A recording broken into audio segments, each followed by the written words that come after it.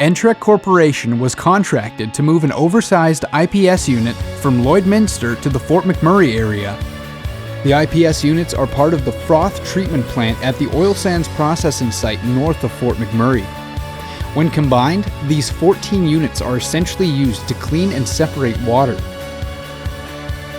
Day 1 began in Lloydminster on July 29, 2013.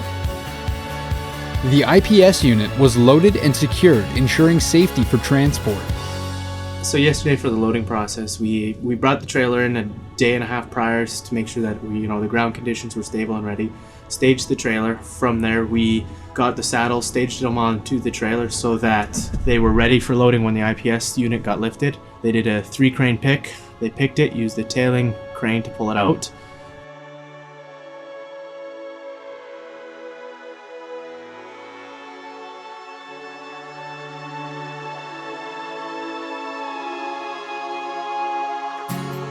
We wrapped the chains in fire hose to make sure that there would be no damage to the vessel. Everything got chained down appropriately.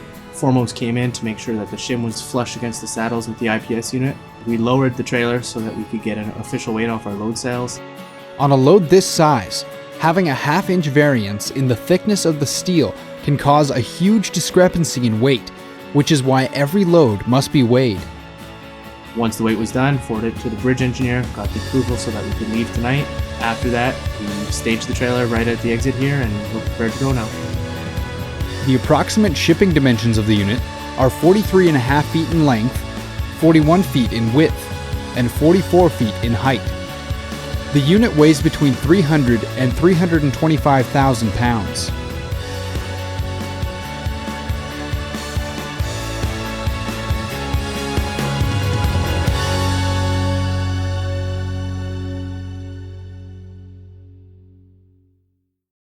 Okay, so we'll get a pilot car at 29, a squad car here at the Saddle Lake Reserve here on just after the curve.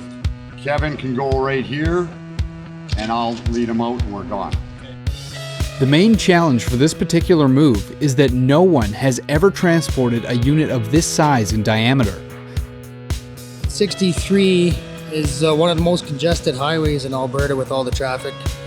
So tonight's going to be one of our main tests here for our pilot cars and the RCMPs to do with the traffic control. Not going to be too many places for us to park off the highway for tonight. Entrec communicated the entire movement in advance. This minimized disruption and allowed the load to be safely delivered without incident. Due to the size of this load, alternating sections of the highway were temporarily closed to ensure public safety.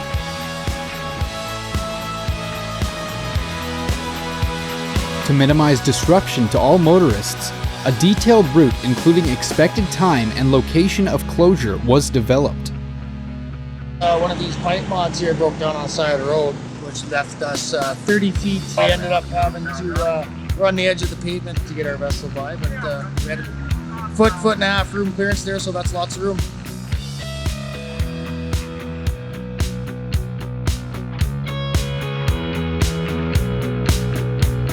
Unlike super heavy loads where the concern is primarily bridges, Entrec had to account for everything from light poles to street signs, the width of bridges and roadways, as well as oncoming traffic.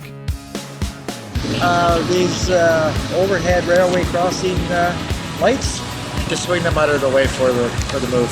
In the old days, it would have been unwire the thing, unbolt it, use a crane, lift it out of the way. Now we have pivoting bases of one guy.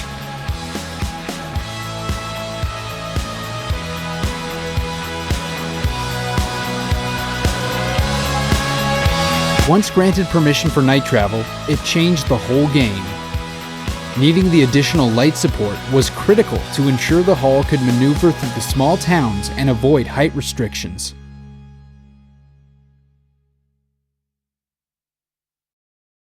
Dan Abel, field supervisor for Entrec. Got a big crew out here tonight, so everything's going to be mosey down the trail. Nice and slow, Johnny, you know? So we'll leave here at 11. Pilot cars, you might as well scramble right now to put your lights off. And then once we go to work, from Constables start coming to see the big program coming down the road, we'll go to work.